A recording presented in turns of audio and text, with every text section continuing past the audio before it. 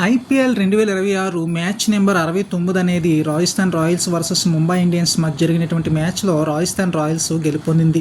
Mumbai Indians toss గెలిచి bowling ఎంచుకుంది. Batting దిగినటువంటి రాజస్థాన్ రాయల్స్ 20 ఓవర్లలో 8 వికెట్ల నష్టానికి 205 పరుగులు చేశారు. రాజస్థాన్ రాయల్స్ బ్యాటింగ్లో ధ్రువ్ జోరెల్ 26 బంతుల్లో 38 పరుగులు చేశారు. ఇక ముంబై ఇండియన్స్ బౌలింగ్లో షార్దుల్ ఠాగూర్ 4 ఓవర్లు వేసి 41 పరుగులు ఇచ్చి 2 వికెట్లు తీసుకోవడం జరిగింది. తర్వాత బ్యాటింగ్ దిగినటువంటి ముంబై ఇండియన్స్ 20 ఓవర్లో 9 వికెట్ల నష్టానికి 175 పరుగులు చేసి మ్యాచ్ ఓడిపోవడం జరిగింది. ముంబై ఇండియన్స్ బ్యాటింగ్లో సూర్య 42 బంతుల్లో 60 పరుగులు చేశారు. ఇక రాజస్థాన్ రాయల్స్ బౌలింగ్లో జోఫ్రా ఆర్చర్ 4 ఓవర్లు వేసి 17 పరుగులు ఇచ్చి 3 వికెట్లు తీసుకోవడం జరిగింది. ఇక ప్లేయర్ ఆఫ్ ది మ్యాచ్ అనేది జోఫ్రా ఆర్చర్కి ఇవ్వడం జరిగింది.